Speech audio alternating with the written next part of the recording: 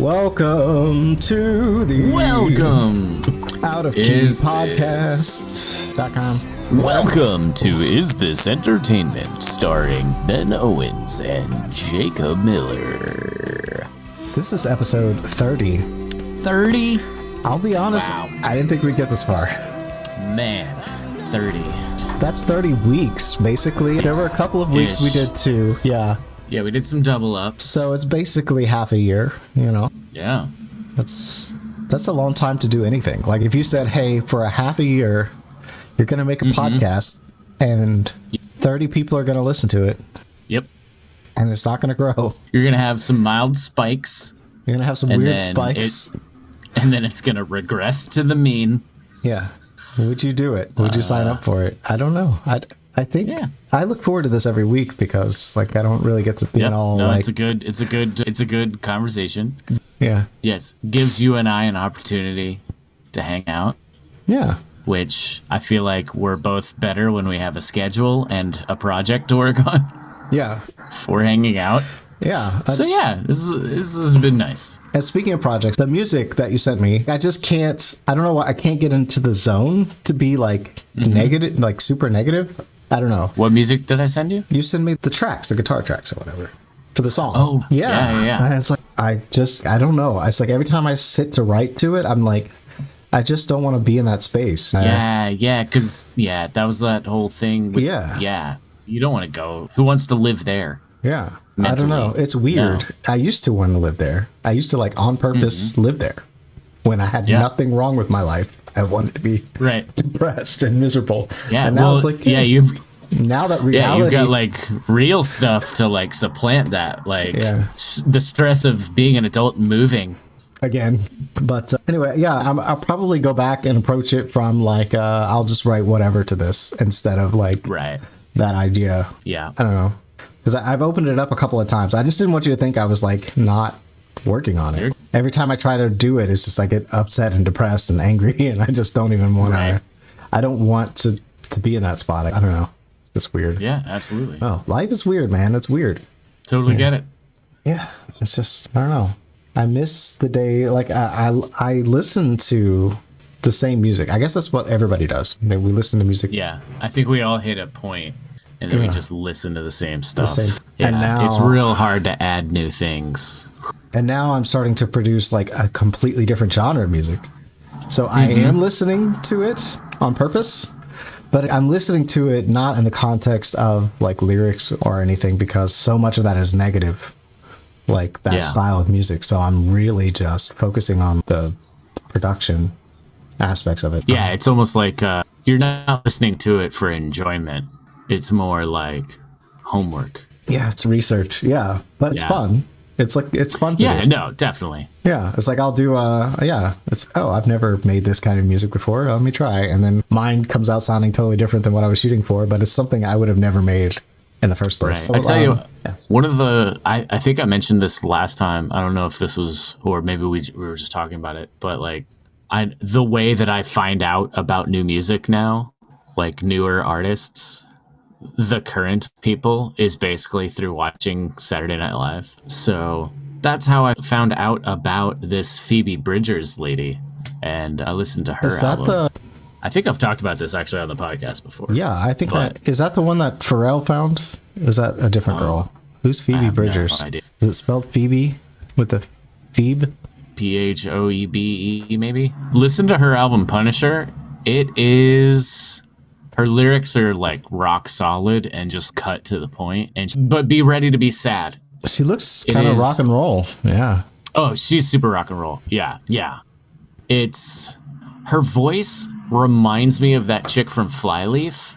Oh, yeah. But like without all the growling. But she'll do this like quiet kind of deal. Yeah, she'll just sing these like calm, quiet lines that are basically like, I'm gonna bury you in the backyard, and you're like, "What?" That's slightly creepy. It gets a little pretty dark. That's very dark. There's some sad. There's like a good amount of sad. Yeah, in that it really hits that sad sweet spot that I like. That Radiohead sad. Yeah. So there's Punisher album. Worth I a think listen. you did mention it, and I think I did listen to some of it. It's pretty good. Yeah. And I was gonna say, I will be releasing probably most of these beats or music tracks that I've been making for other artists to be on. I'm gonna release it as Jakey Wakey on Spotify, so it'll just be instrumental music. I don't know, I'll try to pick the best tracks. I don't know, it's weird because I keep going back and updating them. Like I just changed the bass on that one this morning, but yeah, it's been a lot of fun, like experimenting with like a different genre and like trying to put my I don't know if you can't really tell it's a Jakey Wakey track, but yeah, you stamp. What makes it a Jakey Wakey? What is it? Yeah, it's probably the whooshes, the whoosh transitions. The whooshes. It's definitely the whooshes. Yeah. It's the whooshes. Yeah. I have a fascination with transition effects. Yeah. All right. So to the podcast, to the point. The point is. So what do you want to talk about? What's been going on this week, man? Okay, there's stuff happening. There's Netflix put out a show I didn't know I needed called Jupiter's. What is it?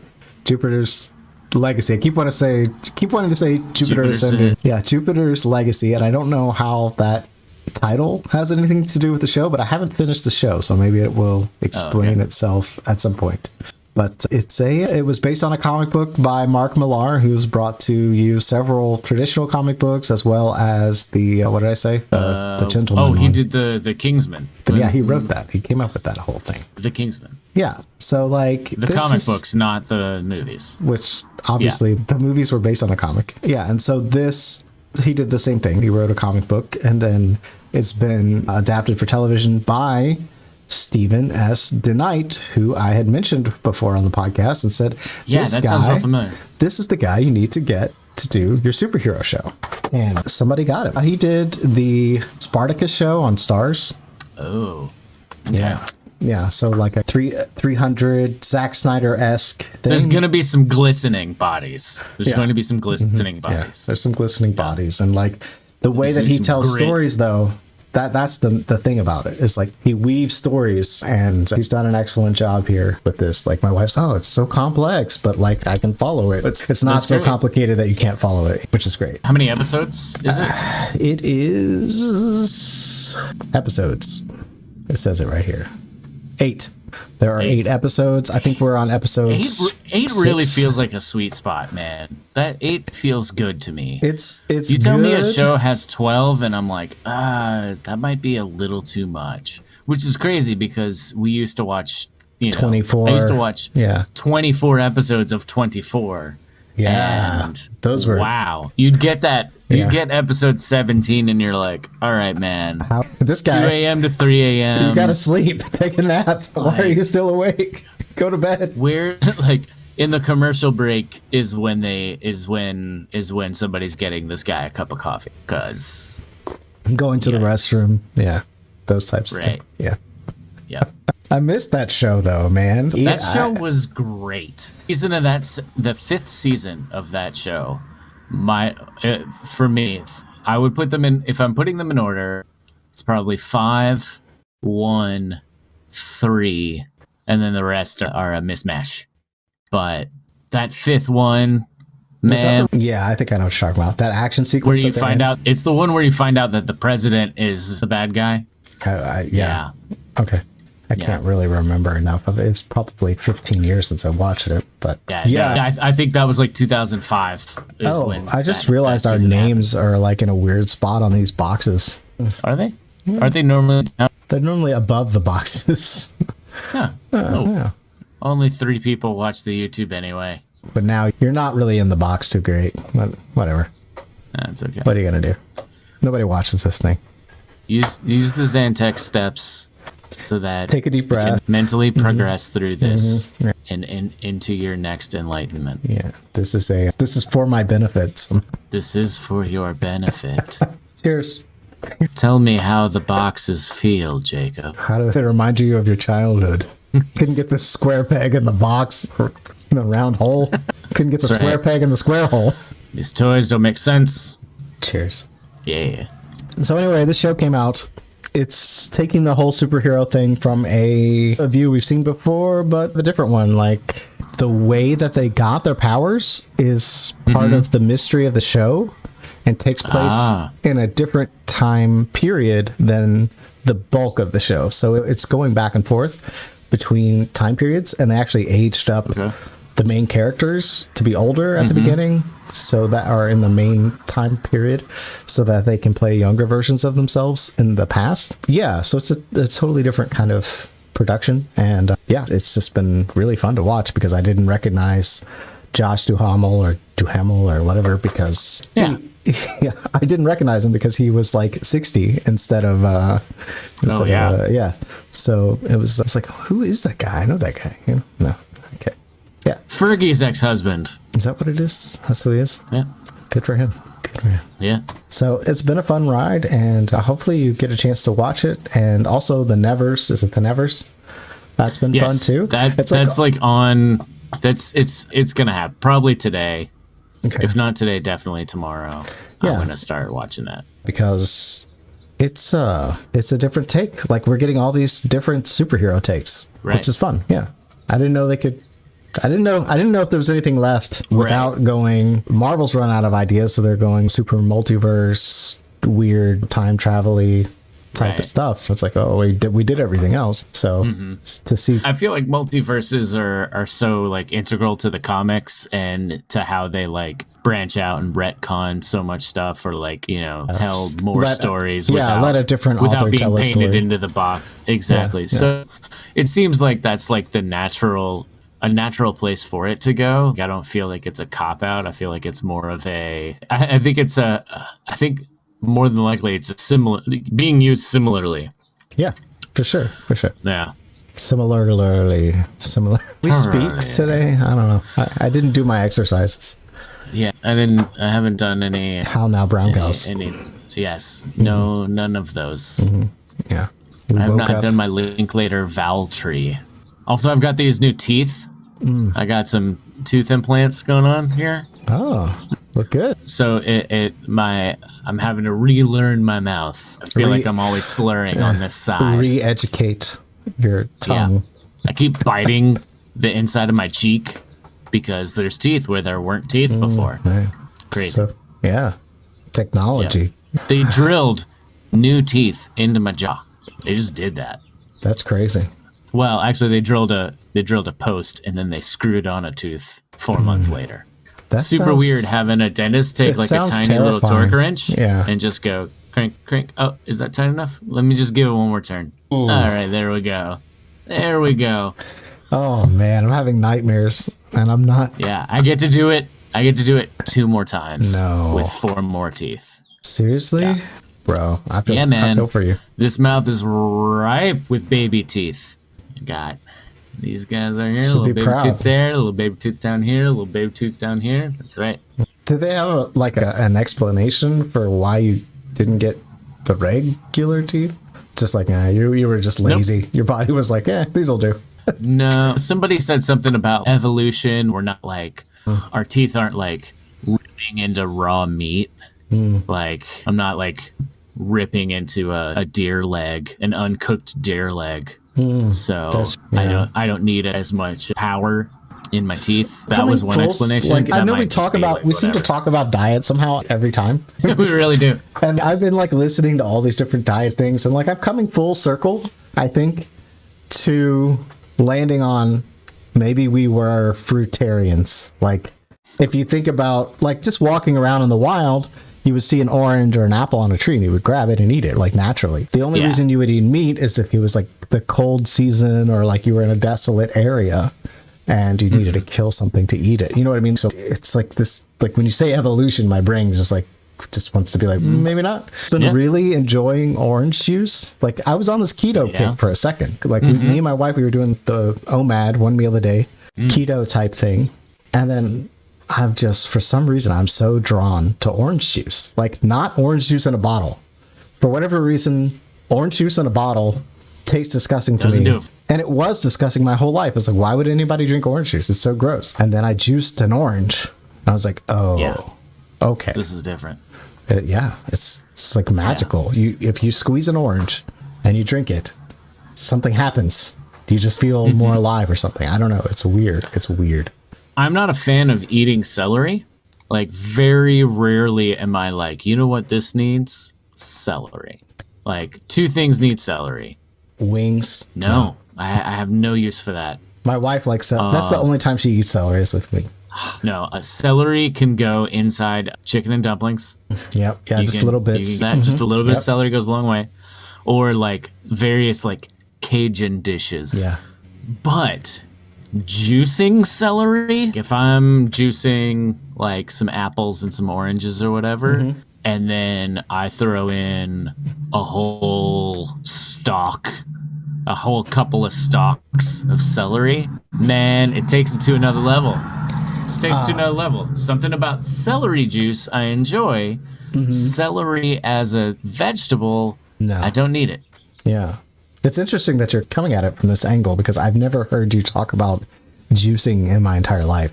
Yeah, no, I haven't juiced anything in a while. I think purely on maybe I wonder if it's financial reasons. Because like It's expensive. you have to buy so much to get a workable amount of juice. And maybe it's because I haven't had a full-time job in a year that I'm like, no, I can't just go drinking a bushel of kale and 6 apples. Because I feel like all this celery juicing thing comes from the medical medium. Are you familiar with his work? No. Okay, so he's this psychic, I have air quotes, guy Oh gosh. who talks to a ghost. Yes. Okay. And the ghost tells him that the celery juice is the thing to drink that will cure everything, basically. Okay, I've never heard of this. Yeah. I just enjoy it as No. an addition to other juices. And it is actually is a purely taste. so it actually So, may not be that is it a- healthy for you because celery picks up the heavy metals in the soil. Just water, basically. but it's growing in the ground, so it's pulling up the minerals from the soil. And if it's growing in soil that has like mercury or lead, it will absorb that. So the long-term issues people are having from going on this diet, like this was a New York Times bestseller, Ben. This wasn't like some random guy. Like this was. Wait, you're telling me that people bought the book of a guy who said he was a medium? Yes. He was psychically talking to a doctor? Yeah, a doctor ghost, medical. The ghost. Okay. He's a ghost that is. It's a spirit. It's the spirit of. I forgot what he calls it. I'm gonna look it up. It's a specific name. That's crazy. Yeah, it's a medical medium spirit name. I've been communing with a goat. This goat tells me that you should drink carrot celery juice. Everybody do it. It's not a joke. Like he really. It is a joke. I mean, if this isn't a chapter in our here we go. Xantex, The spirit of compassion is the name of the ghost. spirit of compassion. Is who he talks to. Yeah. So there are some things in this book that I think can help people, but like long term, if you're drinking that much celery juice, I think the toxins in the soil and because so like if a farmer sprays the soil with whatever, like the celery absorbs everything. So if there's some kind of bug killing stuff or pesticide or any of that's like it's going to go in the celery. So people are having like a long term negative effects from this diet. But yeah. So I think the moral should be moderation. Don't go 100% in on the celery juice. There's going to be now, unless if you're in that Fat, Sick, and Nearly Dead documentary like space where you're like, okay, I'm a couple 100 pounds overweight or whatever. I've got the diabetes and the this and that, and you got all this going on, and you're like, I need to make like a wholesale life change. And to do that, I need to attach myself to this idea to make like a big swing. Then make your big swing, do your thing, and then get to a point and then level out a little bit, create some new good habits, maybe go for a walk, whatever. it's the same thing. Like I have the same issue with kale. Like I put kale because they say it's healthy and you put it in your smoothie or your juice and it tastes terrible. Yep. You know what I mean? There's no benefit. Like it doesn't taste good. And is there any evidence that it's really good for you? Or is it just green? You know what I mean? Like if you were out, like if you had to cook a deer that you had to kill because it was cold season, would you use kale as like some kind of like flavoring device? No. kale would be the last thing that you would put on your deer meat. You know what I mean? Like, it's so, like kale. I've gotten used to and kale. be like, hey, and kale's great. You can't just, kale doesn't yield enough juice to just do straight kale. You know what I mean? Like, You could. But it's going to take this much. Yeah, but I mean, you buy kale in a big... This much juice. No, anytime I've added kale or spinach, it's been like, throw a couple of you throw 2 apples in there just to sweeten it up a little bit. It's apple juice sweeten with it up a little bit. Some kale. With some kale. Yeah. Yeah, you get like a 50-50, you're going to taste that kale. Yeah.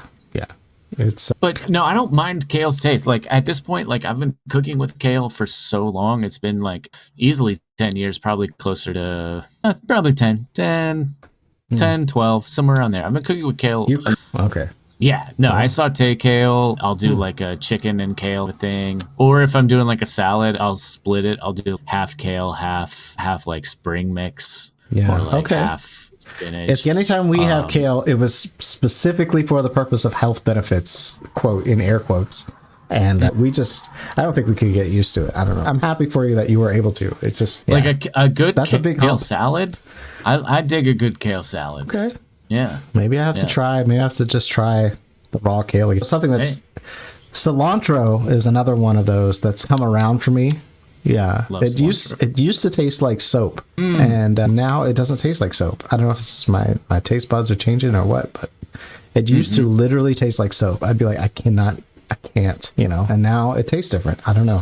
That's maybe a function of getting older, or just who knows. Yeah. Taste buds change. How did we get here? What else we got? Yeah, I know. We got Welcome to Food episode. and You with Jacob and Ben. I will say, just entertaining. I know I said it already, but the orange juice, I'm really fresh squeezed. Yeah, I know it's a pain in the ass or pain in the butt because I squeeze it in that little thing. You're doing like the clamp squeeze thing? No, it's just smash it on the the smash and turn in thing. Yeah, man, that takes forever. Yeah. Wait, there's a clamp thing? I need to buy. I've seen it more for like lemons and limes or whatever. But yeah, you like cut it in half and then you put it in this thing and then you like put it in a deal and then you like squeeze it with the 2 hands and then it just explodes and little pieces fly everywhere. But it works. Okay, so we're switching over. Okay, so there is some comic book news. All right. So I'm basically going to have to read this article because I don't know how to even describe what's happening here. So this is an article from bleedingcool.com/comics/ J. Scott Campbell fixes his credits over Mary Jane image. My goodness. Yes. J. Scott Campbell. Give us the Wikipedia page. Give us the Cliff's Notes. He's a comic book artist. He draws comics, like literally, for Marvel. So this is 12 years ago he drew this picture of Mary Jane. And so I don't understand this whole like go back 12 years and find people when they were like different people and then make fun of them now or like out like it's just the weirdest. Anyway, okay, so he drew this picture and it's the one on the left here. Yes, the one on the left is if you're not on YouTube, there's a picture of Mary Jane who is obviously very voluptuous. She's posing in a way, she's sitting holding a cup of coffee with her back arched and with her midriff. Is that what you say? Is that how you call that area? Midriff? Yeah. Exposed a little bit. And it's a very, you could say, sexy pose for a woman drinking a cup of coffee. So somebody decided to, hey, that's a little bit too much. Like, too much. It's too sexy. It's gotten too sexy. And who is this? How is this being, like, how does this get out? So is this like a Twitter thing? A Tumblr. Just one random person? Do you remember when Tumblr was a thing? Yes. Just so you know, you're clipping in my ear a little bit. No, I'm probably clipping in real life. So Tumblr was a thing. And I can turn this down. I get this. So Tumblr, somebody on Tumblr redrew this image and she's not quite in an as arched position. She's still sitting in a position that I would say is uncomfortable. She changed her knee to be under her leg, and there is no midriff showing. But they corrected it in the sense that it's less appealing to, I guess, the quote-unquote male gaze.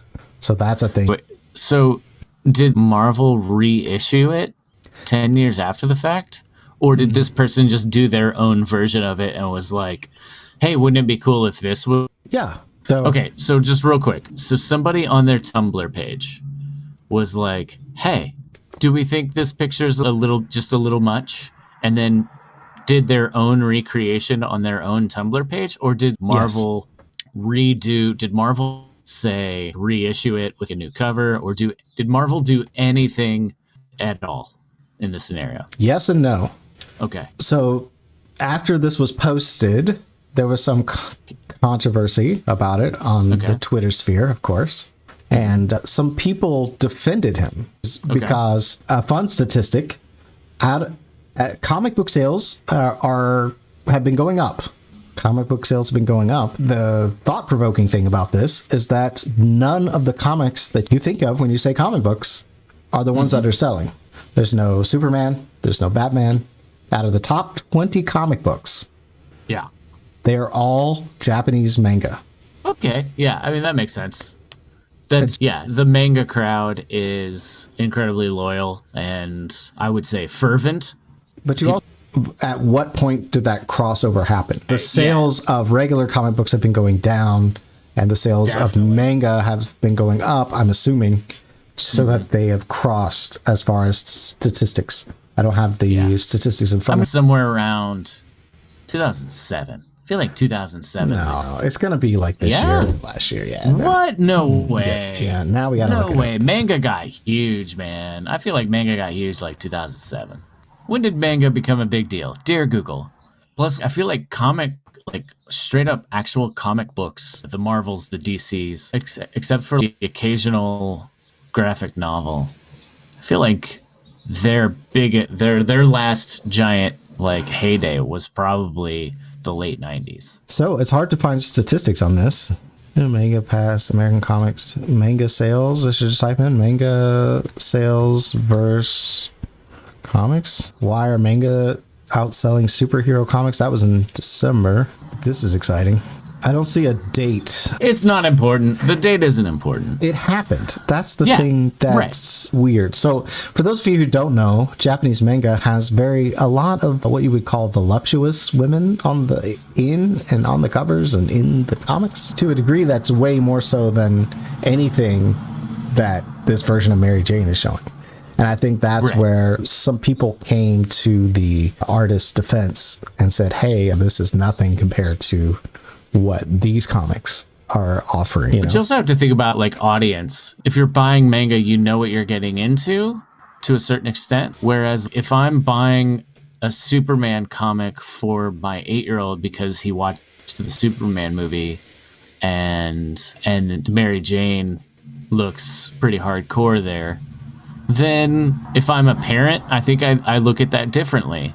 If I'm who's buying manga for 8-year-olds? I don't know. So I think audience matters. Yeah, you're right. To a certain extent. And at the end of the day, it's one person's opinion on a Tumblr. Somebody saying, hey, wouldn't it be cool if it was like this instead? And challenging the artist a little bit. So then, because from what this article says, there was a response by the artist, correct? On version to clean it up a little bit? Here's what happened. So before he cleaned it up, before he redrew it, he was actually defended by some people on Twitter. Okay. And he expressed appreciation of that. Yeah. Then he got a phone call from the overlords, the comic whoever. Okay. And that is when somebody at Marvel, and that's when he decided to do this redrawing. From what I understand, redrawing or take back some of his statements. I don't have all the information here that I know of. Okay, yeah, because I initially thought that maybe this was Marvel had changed it from 10 years ago and went back and censored it or whatever, or redrew it. It just being some random person on a Tumblr who's, hey, I drew this. I'm going to use this as an example of the over-sexualization of ladies in comics, just as an example. I really don't see a huge problem with that because it's hey, I would just, if they're making it a personal attack on this artist, then that's one thing. But if you're hey, when I grew up in the 90s, the X-Men comics in the 90s, in the mid to late 90s, just had Barbie just like impossible proportions of ladies, right? Yeah. Just like completely impossible, wearing costumes that make zero sense for fighting, that kind of stuff. Yeah. And some of that's gotten cleaned up as time has gone on. So somebody saying, yo, I took a shot at drawing this the way that I would like to see it to start a conversation. I see no problem with that. No, I don't have any problem with that. I don't have any problem with the idea. But at the same time, I also don't have a problem with the artist being like, hey, I drew it and this is what I wanted to draw. And, you know, it seemed appropriate. So whatever. Which is, from my understanding, what he said at first until he got a phone call. And then he decided to draw his own interpretation of it. So it's just weird that we're getting like mixed messages from things, from artists and from corporations, and it's strange that they pushed it. It's like, okay, I don't know. It's just a weird time. You can watch a TV show where like they bash somebody's brains in, and that's acceptable. But then like nudity and things like that are just, I don't know, scaled back but there's plenty of shows I don't think that's true. Look, Game of Thrones was like the most popular show on television for many years, and that show was both of those things. Yeah. So well, a lot of people don't like context George matters. Martin either. But that's because this dude needs to write those last 2 damn books. Every day he's like working real hard. Oh, by the way, I wrote this other thing that y'all should buy. It's like a complete history of 1,000 years before the books that I'm supposed to be writing. But here I wrote this anthology, or this like backstory that nobody wants or needs. Give us the last 2 books before you have a heart attack and die. Yes, please. Give us the ending we know that HBO botched. Yeah, give us something different. No, I think the controversy is over the author changing his tune a little bit, not so much over like all of this. Yeah, I get it. You wanted to show a more tasteful version of Mary Jane. I get that. And then the artist decided to do that, and that's fine. He can do that. It's just the instantly changing the tune after getting a phone call. That's the people that pay you, I guess. That's who you bow to. You know, what are you gonna do? Yeah. But I like this one. I like them both. You know, another thing that's weird. Did you hear about the Red Sonja controversy? No. So they've done this with Mary Jane, right? So Mary Jane is a redhead, and then now there's MJ in the Marvel universe who is not exactly a redhead, and then now there's Red Sonja, named that for being a redhead. Now is not a redhead. How do you spell Red Sonja? Recasting. That was 1985. Am I spelling it right? How do you spell Sonja? Yeah. Oh, I did see that. Yeah, it's the chick from Ant-Man. What's her name? I do not know her name. John something. Yeah, she's got a hyphenated last name, right? She's got 2 last names. Not so red. Not so red. Well, but they can dye the hair. But there's something to be said. We'll see what they do with the costumes and all that stuff. Look, people weren't thrilled when they said Heath Ledger was going to be the Joker, and they were wrong. Yeah, so. I think the controversy is over the lack of gingeriness. I'm sure I'm offending all the... I don't know. Anyway, I'm for redhead affinity. Oh. How do you say this? What world am I in? Okay, what is the politically correct term for redheads? Redheads? I think you just say redhead. Okay, I think that's fine.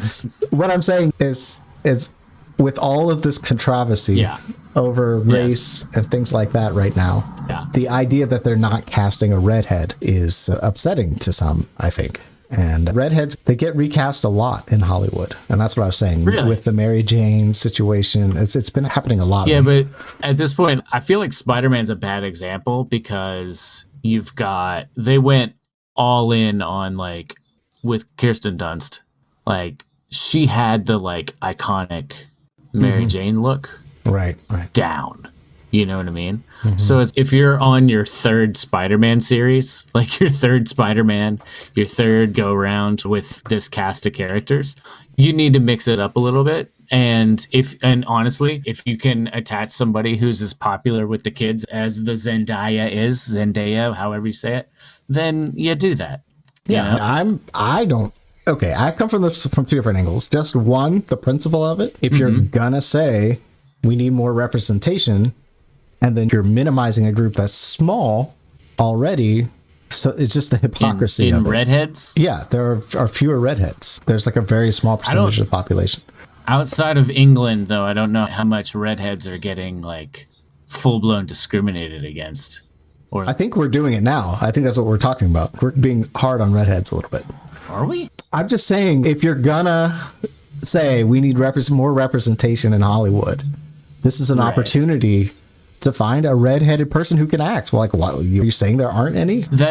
And the character is Red Sonja. It's not like it's Mary Jane as somebody who just happens to have red hair. Like, it's in the title of her name. You see what I'm like? It is a part of the character, integral to the character. So in this instance, it seems like it would be a good idea. As much as you're going to push equity in Hollywood, then this seems like a good opportunity to make sure you get somebody who is redhead to play the part. Yeah, I'm thinking about it, and I don't think I care. Yeah. No, I don't. I don't really care either. But it's just the hypocrisy of it that. She was really good in Ant-Man and the Wasp. I really liked her. I would like to see her in more stuff. I'm surprised she hasn't been in more stuff, or at least the stuff she's in, I haven't seen her. So yeah. Okay. Whatever. Fair enough. Okay, then on this same topic. Yes.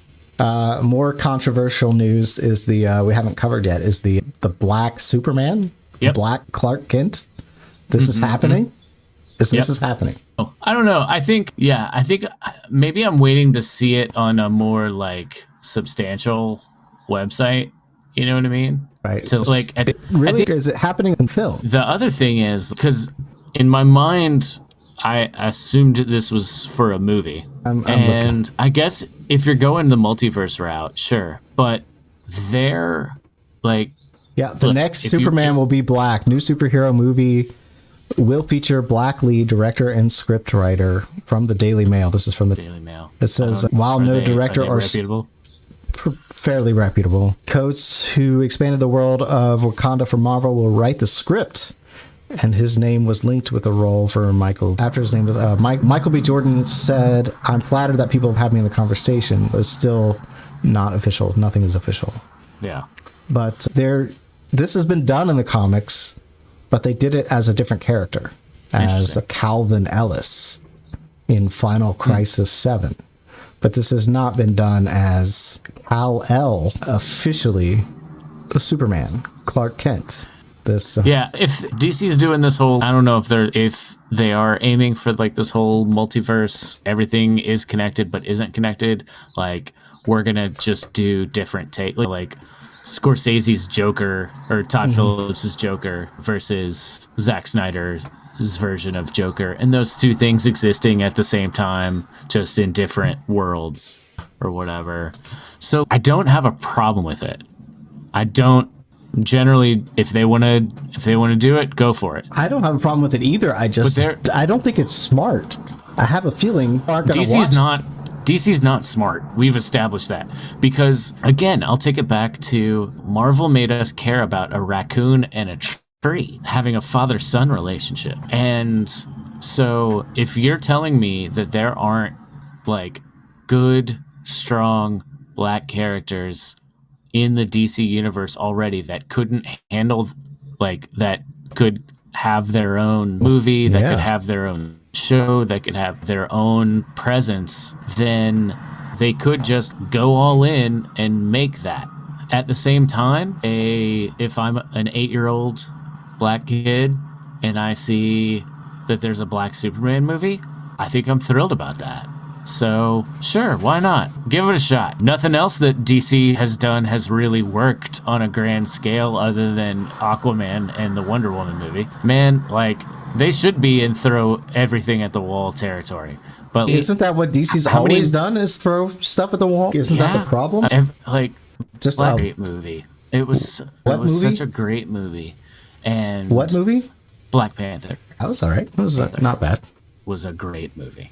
Great movie. Okay. Oh no, it was wonderful. It was a great movie. Like, of the Marvel, like, it had that like Shakespearean gravitas to it. So within the construct of being a Marvel movie. Yeah. So Black Panther was awesome. It had some good concepts in there. I thought they were cool. You know. Yeah.